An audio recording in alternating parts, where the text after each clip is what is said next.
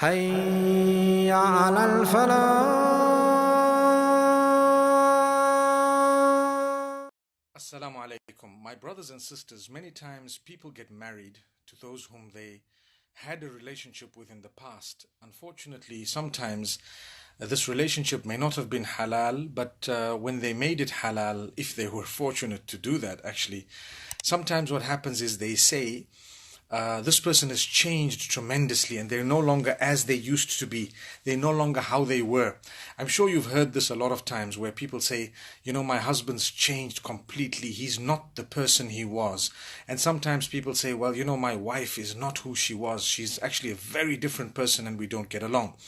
Now, people ask, how do we solve this problem? Number one, many times people show you what they want you to see of them initially, and then when you begin to live with them, you get to know them. And this is why we believe you don't know a person truly unless you've lived with them, you've done business with them, you know, you're married to them, you've had deeper interactions with them. If you haven't done business with them, you don't know them. If you haven't traveled with them, you don't know them. You know what they want you to know of them, but you don't know them as a person. So it's very, very serious, because more and more people are saying, you know, we don't get along anymore. It's been 2 years, or it's been 1 year, or 2 months, or 3 months. And they say this person's changed completely. Well, you've now seen their true colors. So what I want to suggest is, when we do get married, number one is, there are many people out there who develop a relationship prior to marriage with the opposite sex in a way that goes deeper than what is permissible, and becomes prohibited or haram in some way or another. Thereafter, they approach their parents. Sometimes they're very scared to approach their parents. When they do approach their parents, you usually get people say the parents don't want to have anything to do with it. They don't want to hear. They don't want to listen. Well, that is a difficulty. It's a problem, because the communication with parents should be such that everything that happens, the children first relate it to the parents. They get advice from their parents. It's too late sometimes when your children have been interacting with others and you haven't even been there for them. You're either busy on your phone, you're busy with your friends, you're busy in your business, you're busy doing all other things, and no parent was there to guide those children. Then a day comes when that particular guidance that is needed is actually from friends or from someone else. So a relationship was developed. I'm not saying it was right or wrong. We don't want to talk about how it got there, but it's now there. What do we do? Because the parents don't want to listen. Well, if I had a solution, we would have presented it to you, but we don't have a solution, because parents have their dreams, they have what they want, they have things they'd like to see in their children, and if you don't communicate, you might have a problem. Not all parents are open-minded. But I do believe parents should be more relaxed, more open-minded. They need to understand, talk to the child regarding the depth of the relationship. Many people are sexually active from a very young age, very sadly, very unfortunately, but that's a reality on the ground. It's a reality. We need to talk about reality. People brush it, under the carpet, and that's it. They think it doesn't exist.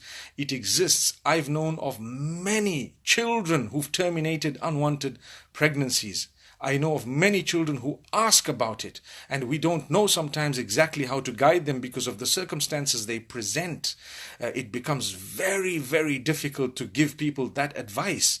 So when you have a child who's telling you, I want to marry this person, and they happen to be a person you didn't really think the child would be interested in, first find out how deeply related or how deeply connected they are, how serious they are. Some people hold themselves back from a haram relationship, hoping that it will become halal, so then they approach their parents, and the parents say, no way. But they desperately want it to be halal, and the parents are not facilitating that halal.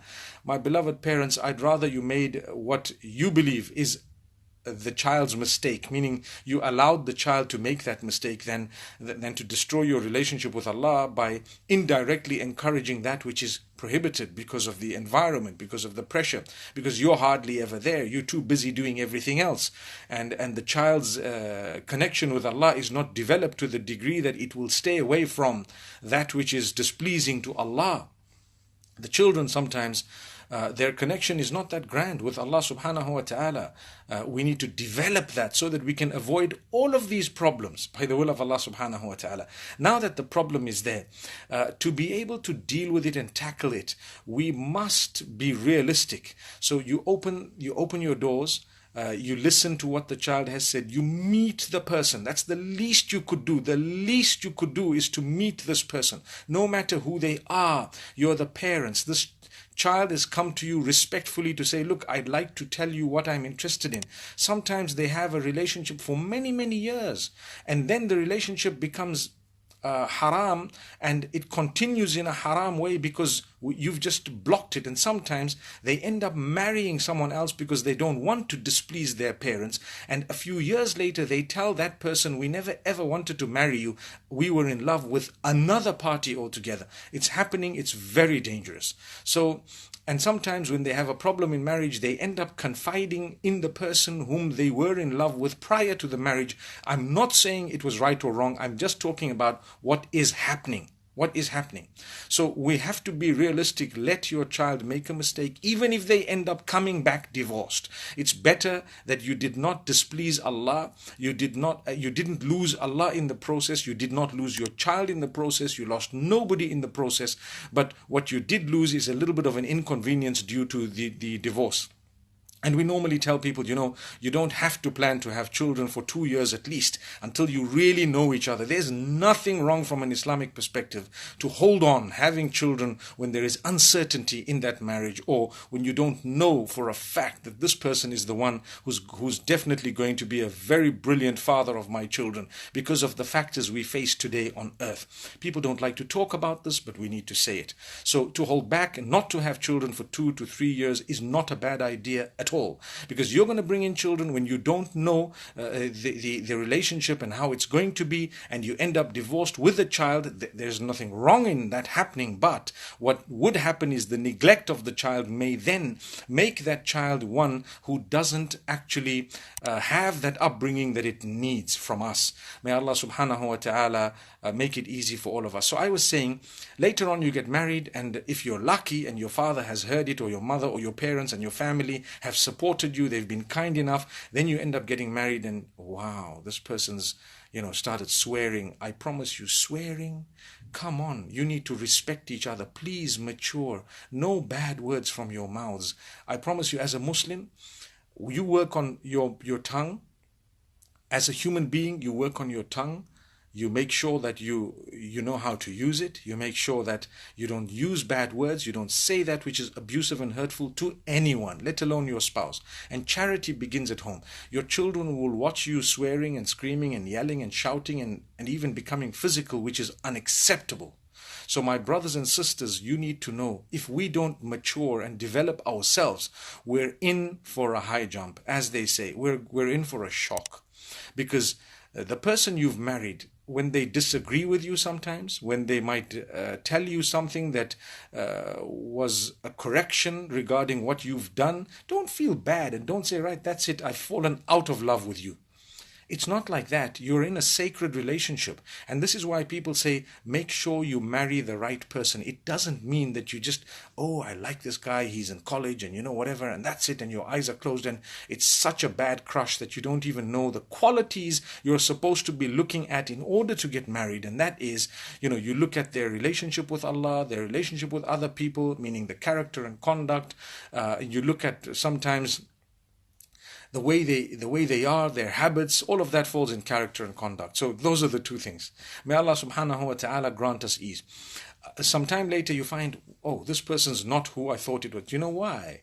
Because shaitan is now doing the opposite of what he was doing prior to the marriage. So before marriage, shaitan wants you to commit the sin. So he keeps beautifying what is not beautiful to one another. You commit the sin again and again. And then when you get married, shaitan now wants you to commit a sin with someone else, or he wants to break that relationship because it's halal. Immediately he starts doing something else. And what is that something else? He starts showing you the bad of each other. He starts making you fight. He starts making you dispute. And the best person is the one who knows how to respond at a time of crisis. So when you have a crisis, when you have a problem in the home, you need to know how to deal with it. Look at each other with the eyes of affection, not the eyes of lust, but the eyes of love. And yes, You will be connected to your spouse in the deepest possible way. That doesn't mean that you will be displeasing Allah subhanahu wa ta'ala through that connection. It's a halal connection. You need to make an effort to actually earn the reward of Allah that is over and above what you're used to. May Allah subhanahu wa ta'ala make it easy for us. You see, when you have a relationship and you're married, without an effort, you're not going to get anywhere. You need to make an effort, a very, very great effort to understand who this person you're married to is. A human being, a loving person, also a child of loving family, and friends they have relatives, they have a situation they have. Be sensitive to what they are sensitive to. Try and be understanding, try and be a little bit broad-minded. Yes, if there are things that mutually hurt you or you don't want them, you can communicate in a beautiful way. But to be honest, we don't need to become hurtful. Many people, the problem is either the bad habits. They go out every day with their friends and they don't have any idea, or they don't even want to think about the fact that they're married, and they believe, now that I'm married, it's okay, my spouse may just sit and wait for me. That's not it. That's not how it should be. Why do you keep on with your friends after that marriage the way you were prior to the marriage? That's not correct. Some people waste a lot of time in front of the TV. Most people waste a lot of time with their phones. So you're at home. Yes, you are at home, but you're sitting on your phone. Why? You can put that phone away. Look at your spouse, smile, make it a romantic evening. The tea, the coffee, learn to help a little bit here and there. I'm talking of both ways. We're not talking of any one particular spouse. We're talking of both ways. Some people want to go out with their friends every day. Some people don't. Some people are never there, but when their spouses want to do something, they are quick to object, to say, no, you're not allowed to do this. You can't go here, you can't go there, you can't do this, you can't do that. Come on, it should be a give and take. You need to have a loving relationship. It shouldn't be a push and shove relationship, but rather a give and take relationship. So this is why I say, when things have gone wrong, learn to resolve them. Learn to prove that you are definitely better than the person they thought you were prior to marriage. That's a true mu'min. You marry someone and you end up finding out more good qualities of them.